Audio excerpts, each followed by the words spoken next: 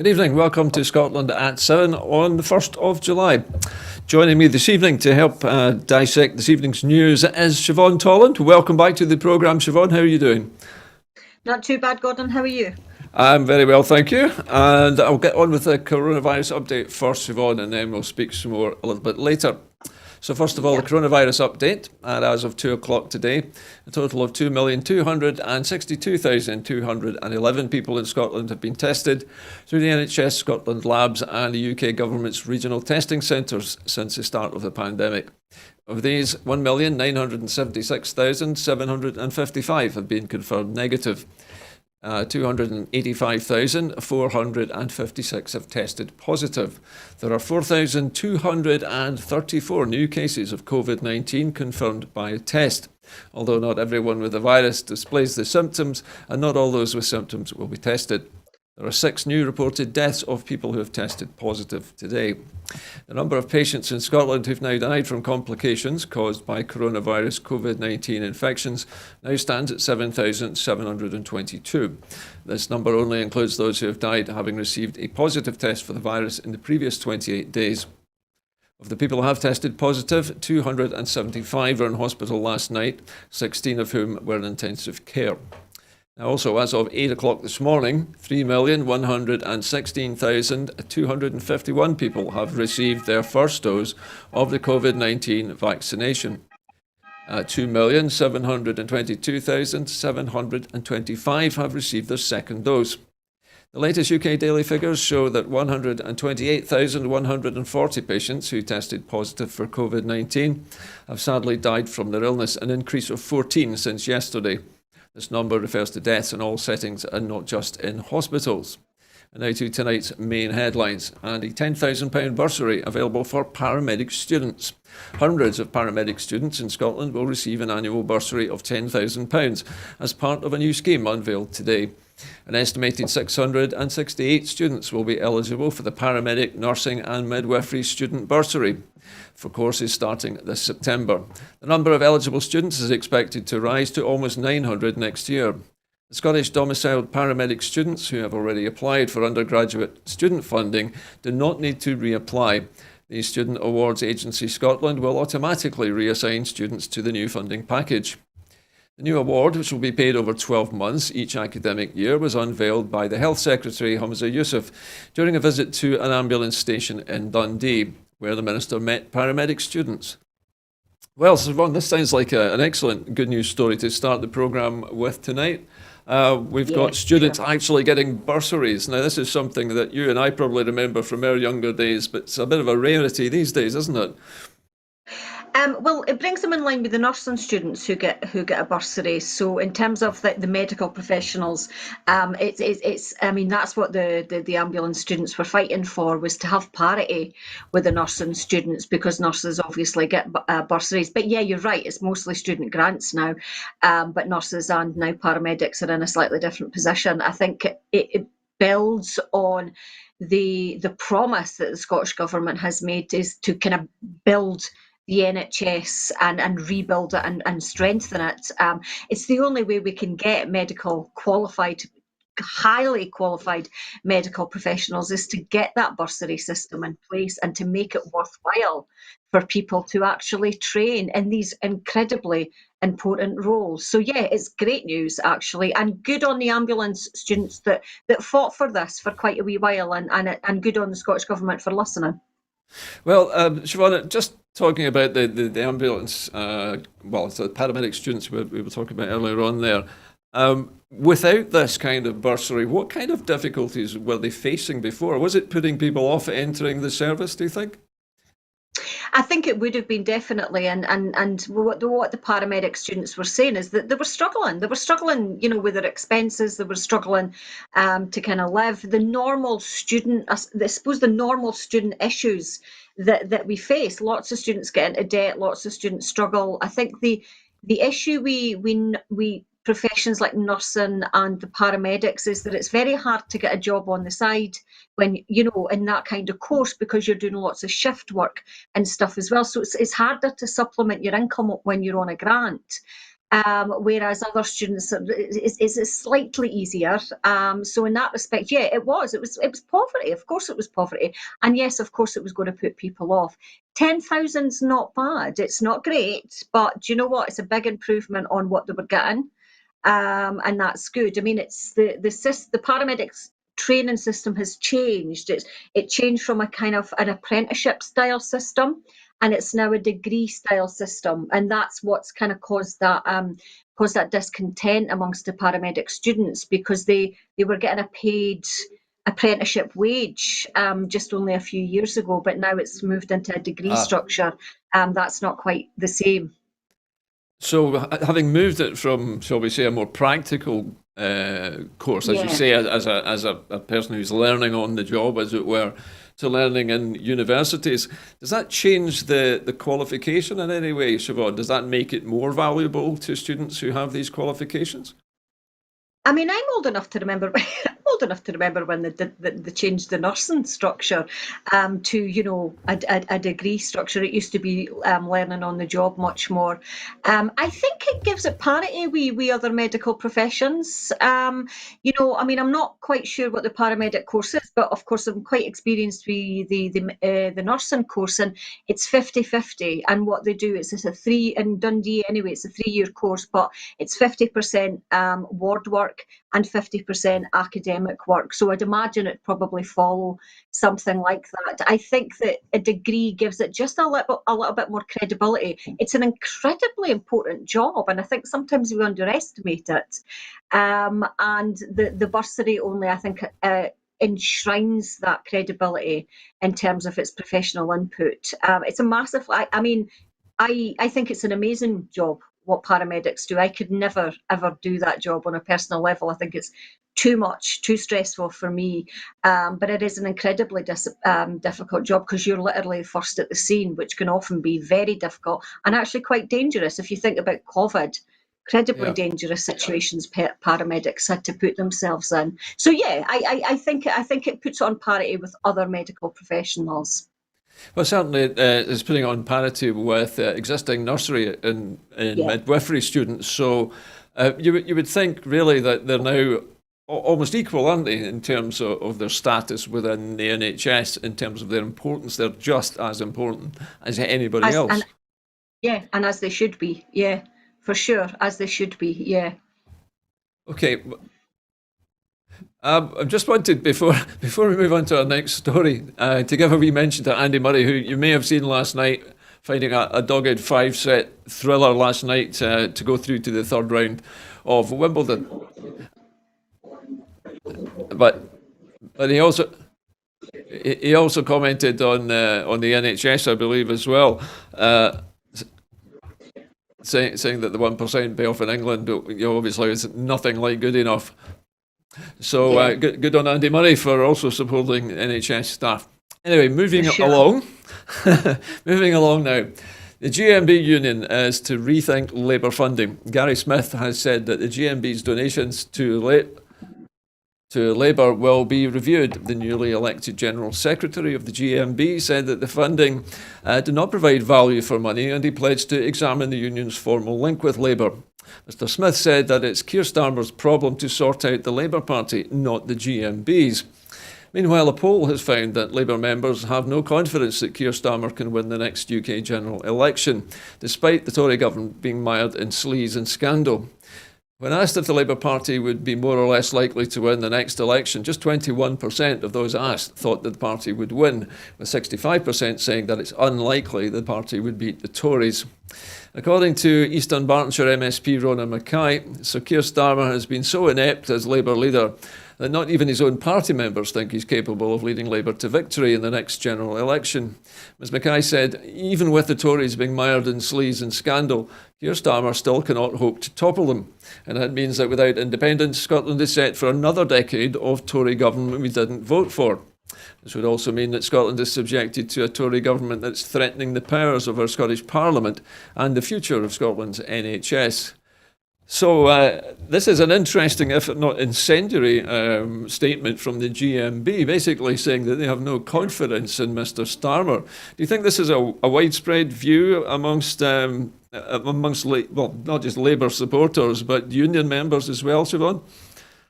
It's an interesting one, isn't it? Yeah. Yes.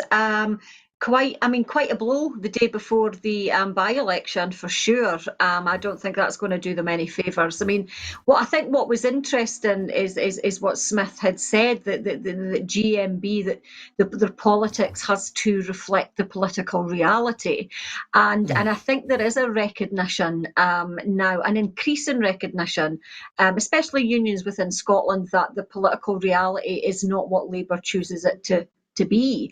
I think Smith was talking about the Northern Ireland situation where Labour doesn't even stand, but the GMB, works there, and so forth. So there really is a kind of disconnect, I think, between the union and its people by supporting the Labour Party, and I think there's a kind of recognition there. You never seem to mention Scotland much, but I think Scotland, certainly for me, when reading about it, was swirling round there, deep seated in that structure, because Scotland isn't, Labour doesn't reflect Scottish politics hardly at all anymore. So in terms of the union and in terms of the political reality on the ground, Labour is so disconnected, and as we're finding out as well, so get disconnected from English politics as well. I do think that there's a wee bit of an element of maybe the GMB kind of a rat deserting a sinking ship, not in maybe a conscious way, but in I think maybe an unconscious understanding that the Labour Party is a dying party now because the union is dying, and I think that the GMB's leader is kind of attuned to that and beginning to look at other options is an interesting one. We'll see what happens tomorrow. I think it's tomorrow, isn't it? The by-election. I believe so, yeah. That could be. I mean, this could be the end of Starmer if it's not looking brilliant for them. But it could be a very, very short reign for Keir Starmer, put it that way. Well, I'm not sure the GMB will be the last union to begin to reevaluate their position with Labour. of course, it was the Labour movement, very famously in years past, which actually created the Labour Party in Scotland, of all places. And of course, Labour used to support independence at that time under Keir Hardie, whom I presume that Keir Starmer is named after. But do you think perhaps it's just the fact that the unions now think that the Labour Party has become something other than what it was intended to be, and it no longer reflects the views of their members? Yeah, I think so. And I think, Scotland's a very good example of that tension, because what you have is a situation where I think it's the SNP trade union group has actually more members than the Labour Party in Scotland. Do you know what I mean? So there's this a kind of bizarre situation where the political allegiances has shifted quite significantly, and the union is it's tying itself to an older structure that's no longer relevant to Scottish politics. And I think we're beginning to see that within England as well. I think that in its historical moment, as you say, when it was set up, and it was the right thing to do. It reflected the political reality, as the new GMB leader was talking about. It did reflect that. It come from necessity. It come from the notion that a party and a union working together for the people, by the people. It was a good, innovative way of trying to change the political scene at that point in time. But it's an old politics now that's born of a union that's no longer, well, the union's on shaky ground, and the modernity of Scotland and the modernity of the society that we now live in, it's not really connected to that traditional Labour model anymore. I think we're developing a newer, more modern social justice structure that's not born of the union. And I think this is maybe the GMB's attempt to just try and move with the times. Do you think, before we leave this subject in a moment, Siobhan, do you think there's any realistic chance that a union such as the GMB might decide to hook itself up, for example, with the SNP and actually propose to their members that they give a proportion of their membership to that party if it represents their interests better? That's an interesting one, isn't it? I hope not. And I say this as an SNP member. I hope not, because I hope that, in a sense, that if they're going to move away from Labour, then maybe they need to not align with the political party as such, but be a little bit broader. Yeah. Because I think if we think about, what we want from Scottish politics, we're moving away from a first past the post structure. A kind of post-independent Scotland, I hope, will be a bit more diverse in terms of its parliament, a bit more collaborative in its parliament, that we don't have one party, Less binary. decides all. Yes, exactly. So a union kind of aligning with a party might not necessarily be the best way forward in that respect. Okay. Yeah. It maybe be better time to sell with the Greens. Okay. But yes, I think that if you're going to shift allegiance from one party, then maybe just rethink about whether you align yourself with any party. Yeah. Okay. Well, Siobhan, thank you very much for that. We're going to move on to our next story now. The Courier has unmasked a second Angus Tory councillor as an SNP troll. The Courier is reporting that a second senior Conservative councillor is behind an anonymous anti-SNP troll account. An anti-SNP troll, I've just been corrected. Anyway, where were we? Anyway, this Conservative councillor is behind an anonymous anti-SNP troll account that used a Facebook page to encourage tactically voting for him in May's Scottish parliamentary election. He's the second member of the Angus Council administration that the Courier has exposed as running such an account in less than a week. And it's likely to heap fresh pressure on the beleaguered ruling coalition to take action. Braden Davey stood for the Tories in Angus North in the last Holyrood election, and he is Angus Council's economic development spokesman. Mr Davey admitted that he ran Angus against the SNP Facebook page after his involvement was exposed. Braden Davey stood unsuccessfully for Labour against Alex Salmond in the Gordon constituency in 2015 before switching his allegiances to the Tories. He told voters, vote with your constituency ballot for Braden Davey to stop the SNP, without revealing that he was responsible for the page. Last week it was revealed that Arbroath East and Lunan councillor Derek Wan, the council's children and learning convener, was responsible for running another anti-SNP troll account named after Lady Whistledown from the popular Netflix series Bridgerton. This is an interesting one, Siobhan. We've got all of these Conservative councillors pretending to be people online and running troll accounts to slag off the SNP. Do you think this is just a little bit too cloak and dagger for the regular politics in Scotland? Who's the slimy, sneaky wee boy then, eh? Do you know what I mean? I mean, honest to God, I'm Angus, by the way, so Graham Day's my MSP. I'm just going to say that, the SNP vote went up in Angus South and in Angus North and Mearns in the Scottish elections there. So it kind of backfired, I think, a wee bit. It definitely shows desperation, doesn't it? I mean, it's wee schoolboy behaviour, isn't it?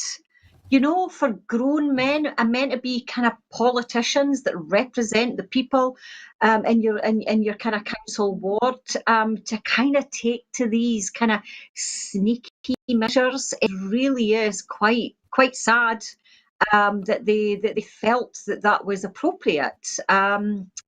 Angus Council is a bit of a mess, actually. I mean, I know a couple of the SNP councillors that work in that, and it's been quite a kind of strain. I mean, you've got to remember also as well, you've got this situation where a guy that, was investigated for sexual harassment come back into the Angus Council fold without any kind of real apology or anything. So there's a lot of sleaze and a lot of kind of underhand borderline corruption going on there. I mean, who'd have thought that Angus would be so Westminster-esque, But yes, it's. I hope they pay for this at the council elections next year. I think they deserve to, because that is inappropriate. And if you looked at this the other way, see if this was an SNP anti-Conservative trolling account, can you imagine the furore that would be across the media? in this respect. They would be gunning for Nicola Sturgeon's head at this moment, exactly as we speak. This is what happens when power thinks they get away with it. But do you know what? It's up to the people of Scotland and up to the people of Angus at the next election, next year at the council elections, to make sure that they don't get away with this. This is disgraceful behaviour. They should be investigated for it. Well, we'll have to wait and see, I guess, Siobhan, see what happens if there is an investigation into that. Anyway, we need to move on, unfortunately, to our next story. And a Windrush compensation scheme has been failing thousands in today's Windrush Day debate. The SNP said that the UK government had let down thousands by its failure to implement the recommendations in the Windrush report. They said that the UK government had also failed to invest in the Windrush compensation scheme and failed to make legal and available for legal aid available for claimants in other cases. 2 years on since the Windrush compensation scheme began, responses to parliamentary questions show that more than 500 claimants have been waiting for more than a year for a decision, and 21 people have died whilst waiting for a response. So far, only 633 people have received compensation from the UK government of an original estimate of 15,000. And a recent NAO report also noted that the Home Office had only spent £8.1 million of the £15.8 million budget allocated between April 2019 and March 2021 to run the scheme, with the process of making decisions on cases taking about 154 staff hours rather than the estimated 30. The debate came a day after the settled status deadline, which many, including the SNP, have warned is another Tory Windrush scandal waiting to happen, in which EU nationals are stripped of their right to work, rent and access healthcare and benefits.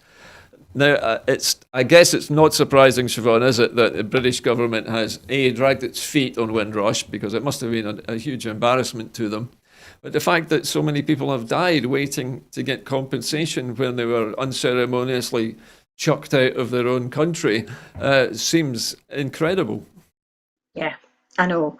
I think that it's a testimony to the hostile environment. I think that this is where we're at here. We know, and COVID has taught us this, I think, quite significantly, where there is a will, we can do it. And there is no will here from the Scottish, from Westminster, apologies. There's no will from Westminster to sort this. There's no will to make genuine reparations here against the people who were treated so abominably cruelly by the whole scandal in the first place.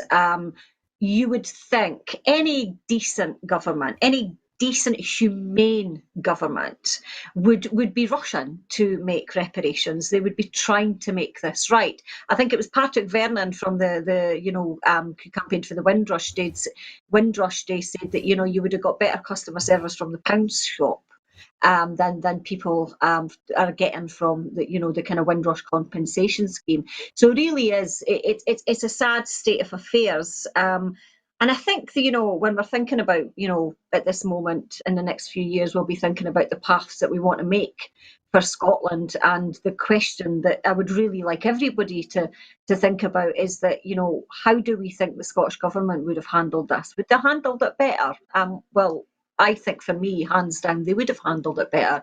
They would have handled it with at least a bit more care, a bit more compassion, a bit more humanity, with human rights probably sitting right at the centre there. And they probably would have handled it with a lot more competence as well. But there's an element here, I think it's not just incompetence, it feels like a deliberate incompetence. It feels like they just don't care. It's just glib, Sure. Yeah, I was going that allow to make them look good. When you were commenting there, Siobhan, about how the Scottish government might have handled it if we had an independent Scotland, perhaps the whole thing would never have happened, because they would have made sure that those people had the papers they needed to stay in the first place. Yes. Absolutely. And I think that, it goes back to the colonial past, doesn't it? It goes back to how we see ourselves in relation to that colonial past. The UK took no responsibility. Westminster, in terms of its history, takes no responsibility. I think that one of the reasons Scotland is beginning to separate culturally, socially, politically, and morally is that it is an area where Scotland has a bit more self-awareness, that we're beginning to have an understanding of our role in our colonial past and how we move forward from that, and how we build something that is a testimony to that past, but doesn't follow the same structures and the same power structures. So yeah, I think that we probably would have dealt with it extraordinarily differently. Well, we can only hope that it would have done, Siobhan. Anyway, unfortunately, we need to move on to scandalous matters in London. And the CCTV company in the Hancock scandal worked at a military research lab and bases, the firm which provided security at Matt Hancock's office, where the leaked CCTV footage showed him kissing an aide, has also worked at Portland Down Defence Research Laboratory, RAF bases, and a military bunker that would house ministers in the event of a nuclear strike. There are calls for an immediate audit of government contracts after documents showed that MCOR provided facilities management services at a range of highly sensitive sites, as well as the English Health Department. Contracts show that the US-owned MCOR has earned up to £56 million for its work at the DHSC since 2010, providing services including security at the department's Victoria Street headquarters. MCOR's security division designs and installs surveillance systems such as CCTV, and has confirmed that it is part of the investigation into the leak from Hancock's office. Analysis of government disclosures reveals that MCOR has won similar contracts with departments including the Ministry of Defence, Public Health England and schools and hospitals. These include work at the Defence Research Centre Portland Down, where it has repaired the CCTV, and RAF bases that are home to fighter jets that would scramble to intercept imminent threats to the UK. An 8-year deal with the MOD and the defence contractor BAE Systems starting in 2018 involves facilities management, the same service provided to the DHSC and RAF bases, including Lossiemouth. Now this story just seems to grow arms and legs, doesn't it, Siobhan? First of all, it was the kiss, then it was the scandal, then it was him leaving his wife, and now we have word coming out that an American firm which provided the CCTV footage in the first place is now being examined and its contracts looked at. This doesn't look very good for the English Health Service at all, does it? No, it really doesn't. And, I'm not one for conspiracy, but it feels very Banana Republic, doesn't it? It really does. It feels quite sinister. And it was always my concern, one of my concerns over this issue, putting aside what Matt Hancock done, it was like, well, how did this footage, isn't these places supposed to be sacrosanct, and if we can't guarantee the privacy of the health minister, what can we do? It kind of makes me feel slightly paranoid. What else is what else is being CCTV'd? But yes, the whole thing to me struck like it was a bit of a kind of setup. Not a setup in the sense that he was lured or anything, but in the sense that they were wanting to get rid of him. They were looking for ways to get rid of him, and this footage suddenly it just seemed a bit too, A bit too convenient. Exactly, a bit too convenient. Kind of landed on the son's lap or whatever. So it did look like it was a structured and quite significantly organised attempt to get rid. Now this comes out, of course, then it kind of raises a whole host of issues about what is going on here, who is being filmed, and what is this company doing? The other issue, I think, which what you were saying there is perfectly correct, Siobhan, but one of the issues that it brings up is the fact that if this material had fallen into the hands of somebody who wanted, for example, to blackmail the health secretary to do something, who knows what, it could easily have been done, couldn't it? I mean, he would have done virtually anything to prevent that piece of film getting into the hands of a newspaper like The Sun. Well, yes, and there is an element you could argue, and this is me going full on tinfoil hat here, but wasn't he blackmailed into resigning? I mean, was if this was given, if we're thinking that this was a strategy to get rid, then it kind of was a bit of blackmail, wasn't it? We've got this footage, we've released it, you have no choice now but to resign. So it's kind of has happened, actually. But yeah, no, you're absolutely right. This is the thing. It's who controls that footage and who arranged that filming of the footage, and that's kind of what we need to find out now. I guarantee we never will, because it'll be embroiled in kind of a weave. Was it a web wrapped in a riddle, a riddle wrapped in an enigma? We'll probably never find out who exactly was involved in this, but it feels very sinister. It certainly does. I mean, they seem to have used it as a blunt instrument to basically bludgeon them out of office. Absolutely, absolutely. So there you go. Yeah, absolutely. Well, I wasn't going to make a link with blunt instruments to the next story because it has absolutely no place in it at all. But anyway, our next story. An inquiry has condemned the policing of the Sarah Everard Vigil and the Bristol protests. The policing of the Sarah Everard Vigil in London and Kill the Bill demonstrations in Bristol breached fundamental rights to protest and involved unnecessary and disproportionate use of force, a parliamentary inquiry has found. Multiple failings were committed by the Metropolitan Police Service, the MPS, and the Avon and Somerset Constabulary, the AS&C, including wrongly applying the lockdown regulations and failing to understand their legal duty to facilitate peaceful protest, the All-Party Parliamentary Group on Democracy and the Constitution has found. The policing of the Clapham Common Vigil provoked widespread condemnation, and MPs, and the MPs are facing legal action with respect to.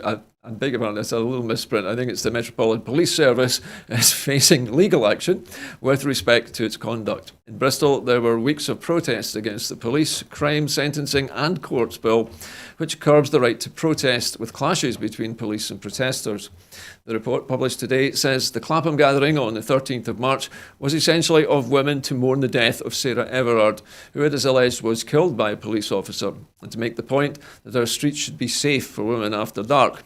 Therefore, sensitive policing, as with other UK gatherings, was appropriate. However, the MPS switched from an observational presence to more of a physical police intervention after 6:30, and the officers reported verbal abuse. The committee says that the Met did not engage productively with the Reclaim These Streets movement and the proposed organisers of the Clapham event, which could have helped to make it an organised COVID-free event. In Bristol, it says that the Avon and Somerset Constabulary failed to distinguish between violent and peaceful protesters and appears to have used excessive force against peaceful protesters, including the use of dogs, beating with batons and blading with riot shields protesters who were on the ground. Meanwhile, it's being reported that the Met police officers involved in stopping, searching and handcuffing of the sprinter Bianca Williams and her partner are now to go under investigation for gross misconduct over alleged racism and dishonesty. Williams and Ricardo dos Santos were both stopped on the 4th of July last year in northwest London by officers from the Metropolitan Police's Territorial Support Group. They were searched on suspicion of having drugs and weapons, with none found, and while their 3-month-old son was in the back seat of the car. Now, it's been quite a frequent occurrence, hasn't it, Siobhan, that we're hearing about police overreactions and the overuse of excessive force in controlling crowds. Do you think this is perhaps a sign that the police have got the wrong idea here when it comes to policing peaceful protests? And let's face it, a vigil is probably the most peaceful protest you could have, isn't it? Mm-hmm. Forgive me if I end up swearing here, because it might turn in a little bit of a rant. There is something deeply disturbing about how the police dealt with the Sarah Everard vigil. It wasn't just women mourning, it was women who were scared, it was women who were basically trying to let the world know that we are scared to walk along the road at night on our own because of this kind of thing. And this was a policeman who was accused, it did it. And the overreact. If you had a list of everything that you should not do When women are traumatised and scared because of events, then the police actually literally did every single thing that they shouldn't do. And what I find particularly disturbing about this is in that overreaction, there was a specifically gendered nature. And actually, what it looked to me on reflection now, there was an institutionalised victim blaming process. They were treating women who were mourning and scared and vulnerable as if they were the perpetrators of the crime and not the policeman who was alleged to have done it. Women were the victims in this case. Sarah Everard was brutally murdered, allegedly by a police officer, and women had the right to mourn that and be scared and tell the world that we were scared and we've had enough of this. And then we were treated as if we were the baddies in the situation. And that, to me, is absolutely unacceptable in a modern society. And it's genuinely disgraceful. And yes, I'm glad that they've been condemned. I think it would have been, my mind would have blown outwards if they'd said anything differently. But there really has to be a review on this, because I think, to me, what that suggests is institutionalised patriarchy. We talk a lot about institutionalised racism that exists within the police force, but that to me was the best and clearest example of an institutionalised patriarchal. Say again? An institutionally patriarchal response to what happened. It was a disgraceful thing, and I really think that this should be a turning point in gender politics at this moment in time. Okay, well, Siobhan, thank you very much for that. No, it's a great rant, Sean. Siobhan, I think you have every right to make it. It seemed like the police were closing ranks, weren't they?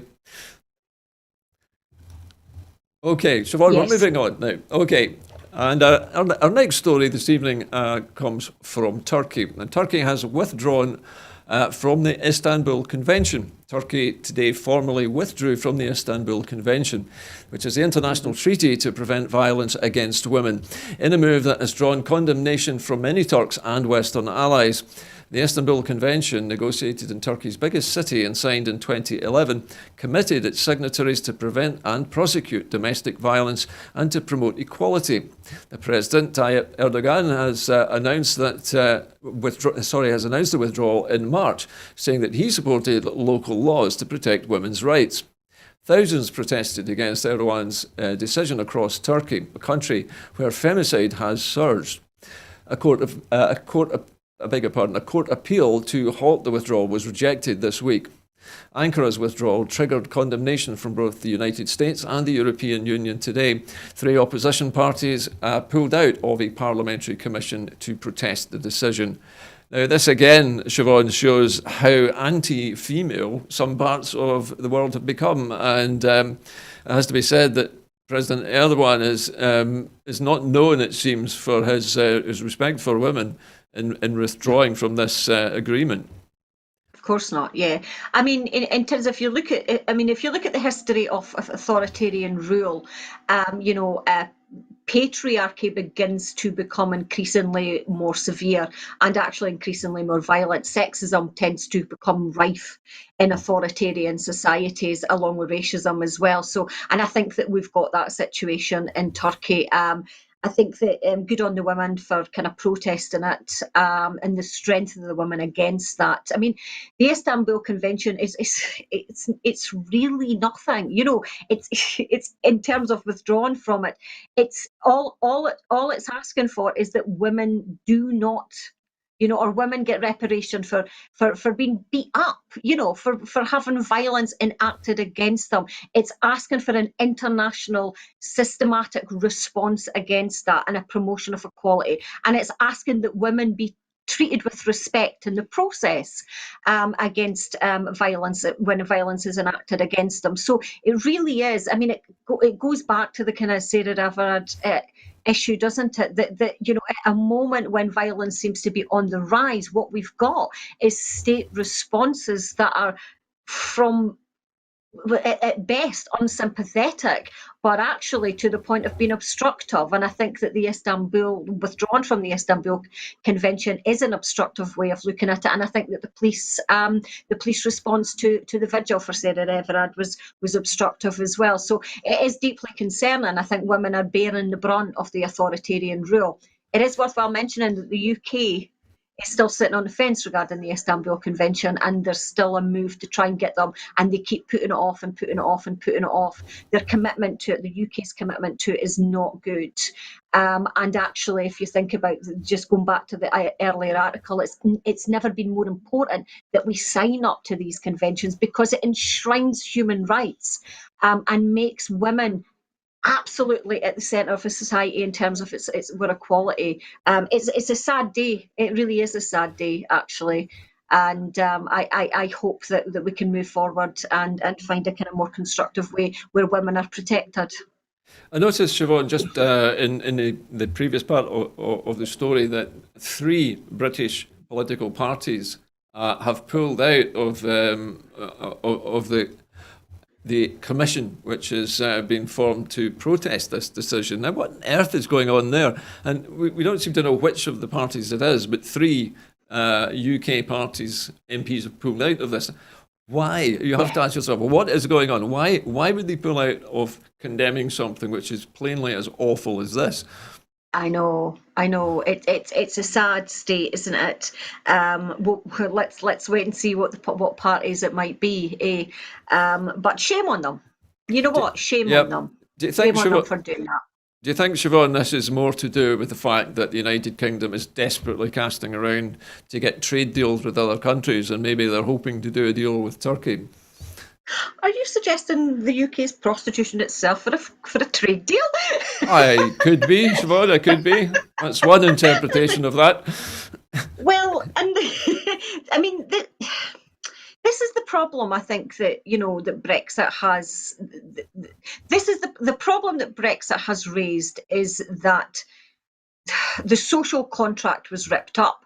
The sense of what was moral and just and ethical is disentangling and crumbling before our very eyes. And we know from what Boris Johnson and his government are doing, that they literally will do anything for a trade deal. And so we do have a situation where, I mean, we are talking about 2-3 decades where the economics or the god of economics ruled everything. All that mattered was profit. Profit was all that kind of seemed to matter, and everything else went out the window. The dismantling of the NHS service, the dismantle of our social security service that just constantly went, because what happened was it interfered with the profits in the private enterprise. And so it's not a surprise that these kind of, I suppose, established moralities, established sense of justice is crumbling away for a trade deal. It's not a surprise at all, actually. Yeah. I noticed today, Siobhan, that the Chancellor of the Exchequer was quoted as saying, well, I'm paraphrasing this here, but apparently something along the lines of, you need greed to generate growth. And this seemed to be something which he actually believes, that it's necessary for people to become greedy in order for growth to take place. Again, do you think this is another worrying sign of the way the UK government is planning to go in future years?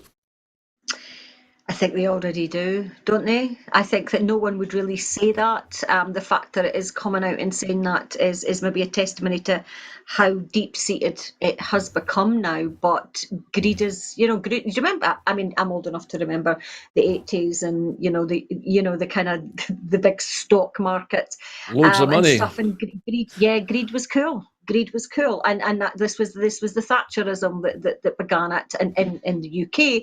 It began kind of across the board in the Reaganite economic era as well. So greed was cool. Greed is good, and he's just saying what a lot of people in government actually think.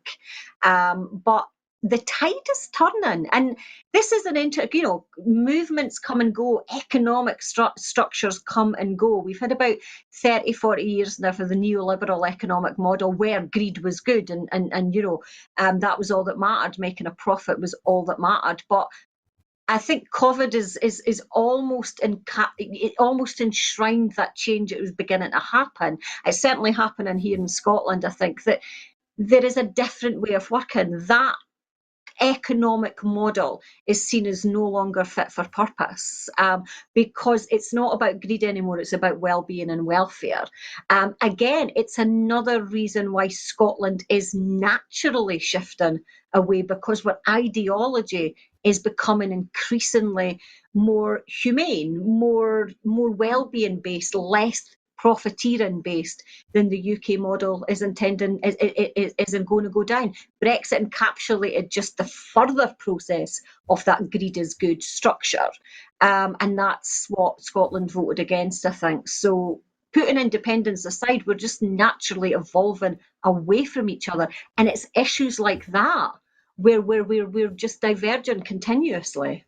Okay.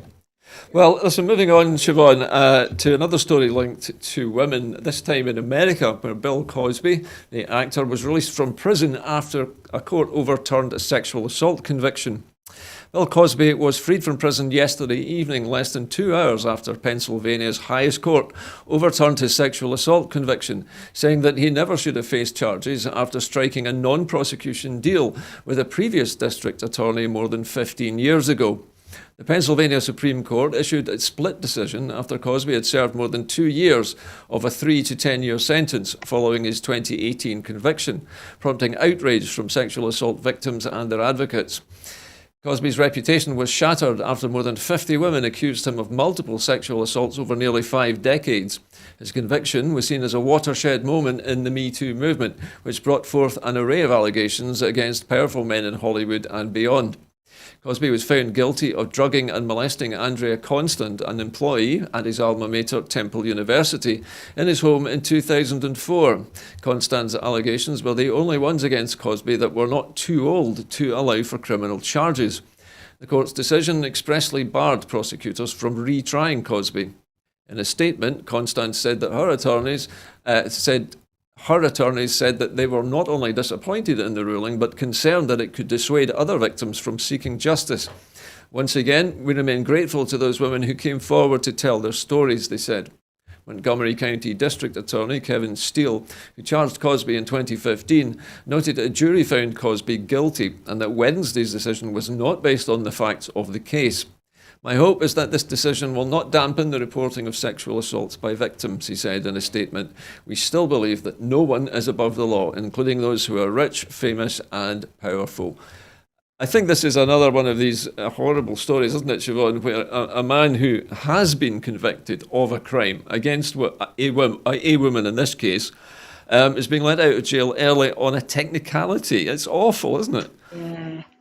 Yeah, it is actually. It's I wasn't really sure what to think about this when I first kind of heard about it, because I was thinking, wait a minute, does that mean that he was innocent? What? But of course, as you've just kind of very succinctly clarified, it was just about a technicality. It wasn't.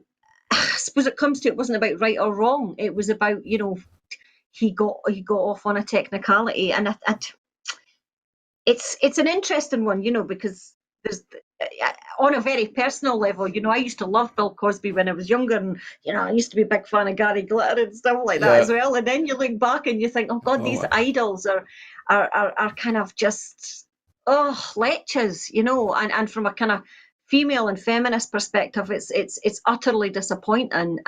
Shame for the woman, shame for that woman who went through all that for nothing, really.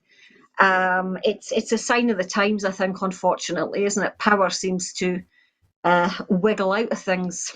I think it sounds, on the face of it, Siobhan, as though Cosby had done a deal with prosecutors 15 years ago, and they had signed something or other which said they wouldn't ever prosecute him again. How on earth can anybody sign something that says we're never going to prosecute you again for a crime that you've committed? Seems incredible. Well, apparently, he was given this special treatment because he gave evidence in another case. Anyway, so it's like a kind of one of these, so it's like a kind of civil deal case that was made. Anyway, it just seems very unjust, doesn't it? Anyway, let's move on. Let's move on, Siobhan, to a final story this evening. I beg your pardon, we got one more after this. Sorry, there's almost final story this evening, and that is junior doctor recruitment successes. Data published by NHS Education for Scotland today shows that out of 691 posts which were advertised across a range of medical specialties, 683 of those posts filled successfully, equating to a fill rate of 99%. This is a further improvement by 8% on the number of posts filled compared with the same stage in 2020. Of the 14 medical specialties advertised at these levels, 12 filled at 100%. These specialities include anaesthetics, clinical radiology and public health medicine. In general practice, with 99% of advertised posts filling successfully, a total of 264 from a possible 269, with more posts to be advertised in a later recruitment round this year. Core psychiatry has also been seen as the best ever results, filling all 43 advertised posts. So another success here for the Scottish NHS, that the people that they're training as doctors are finding places almost immediately. And there are very few gaps left in the workforce, which is excellent news, isn't it? It's great, and because it has been, a wee bit of an issue, isn't it, filling some of the posts? And I noticed that you said that the GP posts were filled as well. So it is, and it's what we need now. It's definitely, it feels like the NHS is beginning to just solidify a bit better now and get back on course for the challenges that we're about to face over the next 4 or 5 years or couple of decades even. But so yeah, it's great news, and it just allows us some breathing space to know that we have the medical professionals that we need in terms of future pathways for kind of people considering medicine as well. It also gives that kind of like hope at the end of the course, because it's a grueling course, medicine, quite a grueling course actually. So for people thinking on entering into that profession all those years before they become qualified, it's a good way of kind of making sure that they kind of get in there, and we get future doctors and stuff as well. So it's good. It's good. It really is good news, and I hope that they all have successful careers, and I hope we benefit from that wonderful pool of talent that we've just managed to recruit. Of course, one of the problems with all of these filling these posts, of course, is that people retire, don't they, Siobhan? And many of Scotland's doctors and GPs will obviously be coming up to retirement every single year. And of course, nothing really had happened last year because of COVID. So I'm guessing that, well, perhaps there have been more spaces actually still to fill, and yet they still managed to fill them all. Yeah, hopefully. I mean, no, it's good. It's very good. Be interested to see. I'd actually be interested to see how many international doctors we've managed to recruit as well, because it would be great to think that we've managed to bring a huge pool from international quarters to kind of try and bolster our NHS. So I'd be interested to see what the figures are for that. Well, we'll have to hope, I suppose, Siobhan, that the so-called hostile environment hasn't chased most of them away by now. Well, once we're independent, we can do that better. Well, let's hope so, Siobhan. Okay, on to our actual final story this evening, and that is the Scottish Government's support for climate justice across the globe. The First Minister, Nicola Sturgeon, has stressed Scotland's commitment to making sure that people across the world benefit from a just transition to net zero. Speaking today at the Austrian World Summit on a panel including climate activist Greta Thunberg and UN Messenger for Peace Jane Goodall, the First Minister said that the world must seize its chance to tackle the climate crisis fairly at COP26 in Glasgow. Building on the role of Scotland's Climate Assembly in democratic policy making, £100,000 of funding is being made available to support the Global Climate Assembly, with an initiative which will bring together 100 participants from the global north and south to learn from each other and to make recommendations which will feed into COP26 discussions.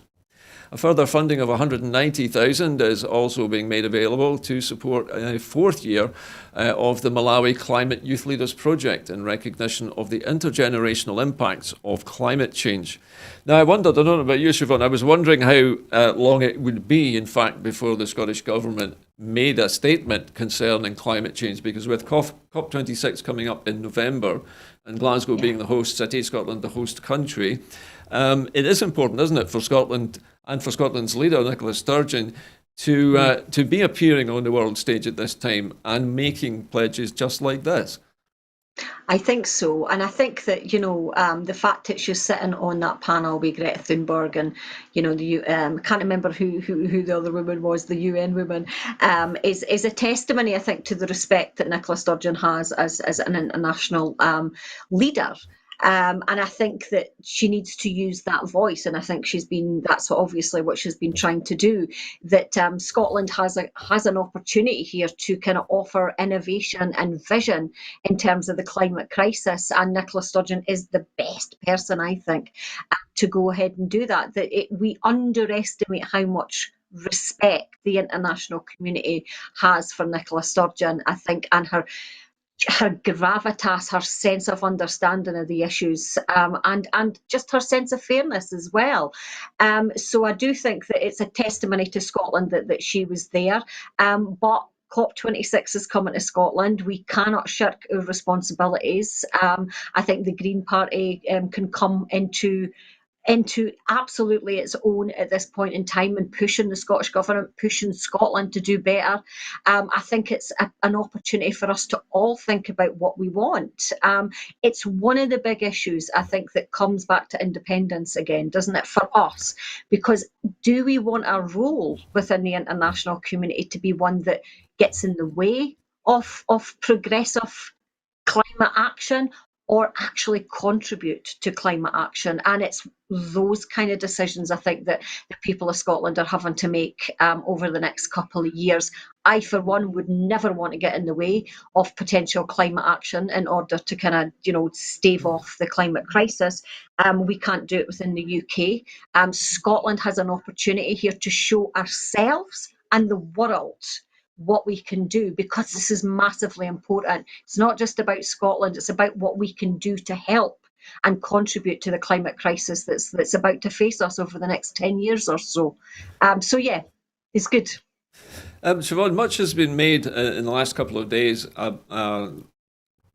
by political pundits, particularly opposition pundits, on the UK government's new law, which is about to be written into statute, which will give powers over business support in Scotland to the Westminster government. Now, it struck me that while you were saying that Scotland really needs to be independent in order to pull all the levers of power to make the green transition happen, if the British government is still is choking off funds to potentially new green companies in Scotland, that's not going to help, is it? No, it's not. And I'm going to draw your attention to a research conference at Dundee University. I think it was back in 2018 or 2019. And the statement that they made was literally that we can't, the UK government, the support that this is the research for green technology. Okay, so yeah. These were the leading researchers for green technology in terms of fighting the climate crisis, and they said that the Scottish government were particularly helpful, the European Union was particularly helpful, but some researchers didn't even bother going to the UK government because they knew they would never get support. There's no bone in the game for these scientists and researchers. All they want to do is further research for climate change and climate crisis. But they saw the Westminster government as being obstructive to that process. That fits in exactly. A government that's obstructive to green technology is never going to encourage business support in Scotland that supports green technology. And it's those kind of barriers that become not just for the benefit of Scotland, but for the benefit of the globe. This is, and this is what I keep coming back to now as well. We need to start thinking about ourselves in an international role. How do we want our mark to be left on the international stage over the next 10 years at its most crucial juncture in the history of the planet? Well, I think pretty much most people in Scotland want to be helping and not part of a structure that would kind of get in the way of that. So this is it's not just a political fight here. This is a fight for kind of saving the planet. I mean, to be melodramatic about it. But yes, no, Westminster's government business support, it's not. Of course it's not. They go nuclear. They want nuclear. That's what it's going to do. Okay, Siobhan. Well, we have run out of news for you tonight to talk about, Siobhan.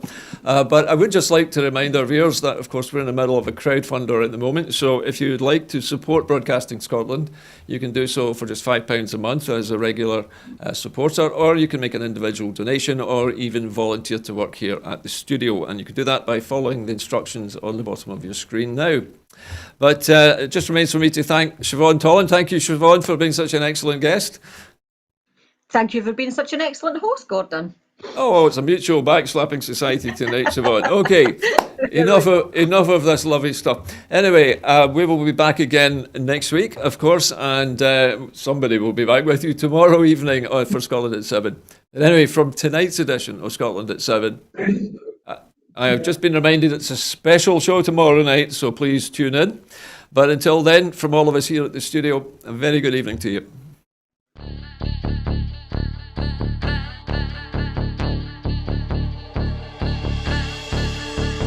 How do you mean no more commission? Well, no one in Scotland can commission an idea. You know, if I went to BBC Scotland and I said, oh, I've got this great idea for a sitcom, I've got this brilliant idea for a drama, you know, there isn't one person in Scotland that can okay it unless it goes through London. Good morning and welcome to another edition of Full Scottish. What's happening today? Hello and welcome to the Full Scottish here on Broadcasting Scotland. Scotland is going to be an independent country. That need, that desire for independence is ever stronger than perhaps it was in 2014. So there's an obligation that we've got to give leadership to that campaign. That's what Nicola Sturgeon, as our First Minister, has been doing. My feeling about Boris Johnson is he can't be trusted on anything. That is now and forever will be known as the rape clause. I'm old enough to remember going into Europe in 73, and I remember how much of a razor's edge that was a battling stone. And I think we made it by 53%, if I remember correctly, for going in. And ever since that time, England particularly has been pretty much schizophrenic, down the middle about whether it felt British or whether it felt European.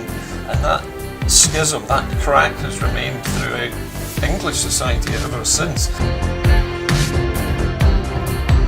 Scotland means business. Scotland's voice won't be stilled, it won't be silenced, it has to be heard.